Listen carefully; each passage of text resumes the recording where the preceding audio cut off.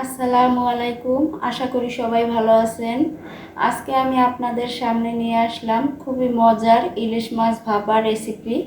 এটা এতটাই মজার হয় যে একবার তৈরি করে না খেলে বুঝতেই পারবেন না।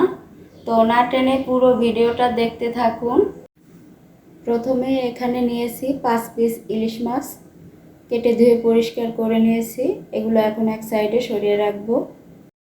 ইলিশ ভাপা তৈরি করার জন্য এখানে একটা মশলা তৈরি করে নেব। তার জন্য নিয়ে নিলাম 1.5 চা চামচ কালো সরিষা, 1.5 চা চামচ সাদা সরিষা, আর নিয়ে নিলাম 1.5 চা চামচ পোস্ত দানা। এগুলো আমি শিলপাটায় বেটে একটা মশলা তৈরি করে নেব। আর এখানে নিয়েছি পেঁয়াজ, 2টা পেঁয়াজ নিয়েছি, আর কয়েকটি কাঁচামরিচ। এটাও আমি শিলপাটায় বেটে নেব।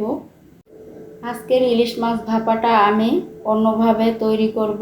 পানির উপর তৈরি করব না, ভাতের উপর দিয়ে তৈরি করব। তার জন্য নিয়ে নিলাম 3 কাপ চাল, ধুয়ে পরিষ্কার করে নিয়েছি।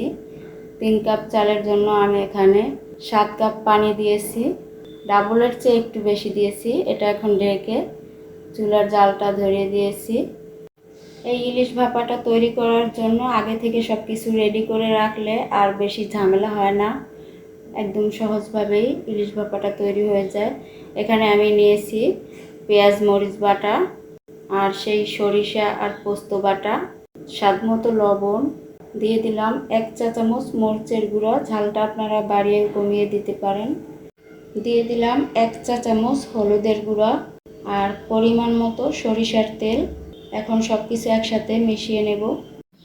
সবগুলো মশলা খুব ভালোভাবে মিশিয়ে নিয়েছি। এখন এক এক করে ইলিশ মাছগুলো দিয়ে দিলাম। এগুলো একটু আলতো হাতে মশলাগুলো মেখে নিতে হবে, ভিতরে ডিম আছে। এই যে মশলাগুলো খুব ভালোভাবে মেখে নিয়েছি। এখন এটা এক সাইডে সরিয়ে রাখবো। ইলিশ ভাপা তৈরি করার জন্য এখানে নিয়েছি লাউ পাতা। লাউ পাতাগুলো খুব ভালোভাবে বেছে ধুয়ে পরিষ্কার করে নিয়েছি। এই যে এখানে নিয়েছি একটা স্টিমার। এতে লাউ পাতাগুলো এক এক করে খুব ভালোভাবে ছড়িয়ে দিচ্ছি। খুব ভালোভাবে দিয়েছি। এখন মশলাগুলো দিয়ে ইলিশ মাছগুলো দিয়ে দিচ্ছি। ভিডিওটি দেখতে দেখতে একটু হলেও যদি ভালো লেগে থাকে তাহলে একটা লাইক দিতে ভুলবেন না।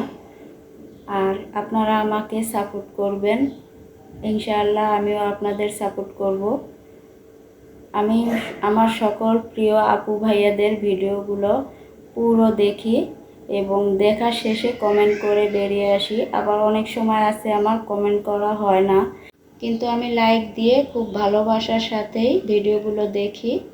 আমি জানি একটা ভিডিও তৈরি করতে অনেক কষ্ট হয়, আমার যেরকম সব আপু ভাইয়াদেরও এরকমই হয়। তাই আমার মনে হয় সবারই ফুল ওয়াচ করা উচিত, সবাইকেই অনুপ্রেরণা দেওয়া উচিত, ভালো ভালো কমেন্ট করা উচিত। এই তো কথা বলতে বলতে আমার ইলিশ ভাপাটা হয়ে গেল, ভাত রান্নাটাও হয়ে গেছে। এই যে ভাতের ভিতরে মাছের ঝোলটা কিছুটা অংশ পড়েছে, এতে ভাতটা খেতেও খুবই ভালো লাগে। খুব সুন্দর একটা ঘ্রাণ বের হয়েছে। এখন আমি এক এক করে মাছের উপর থেকে পাতাগুলো উঠিয়ে নিচ্ছি। এই যে দেখেন কতটা লোভনীয় হয়েছে, মাশাআল্লাহ অনেক মজা হয়েছিল খেতে। এই ইলিশ ভাপাটা তৈরি করতে আমার 40 মিনিট সময় লেগেছে।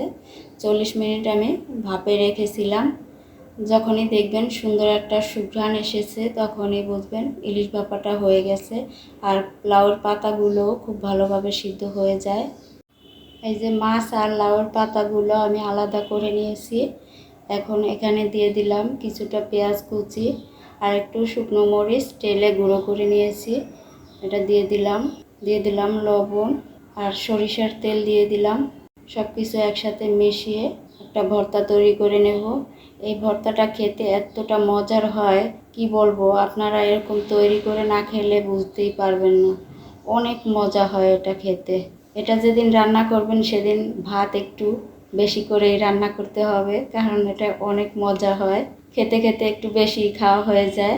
তো রেসিপিটা ভালো লেগে থাকলে বাসায় একবার হলেও ট্রাই করে দেখবেন। আরও মজার মজার রেসিপি পেতে আমার চ্যানেলটি সাবস্ক্রাইব করে আমার পাশে থাকবেন। একটা লাইক দিতে ভুলবেন না। সবাই ভালো থাকবেন, সুস্থ থাকবেন। আল্লাহ হাফেজ।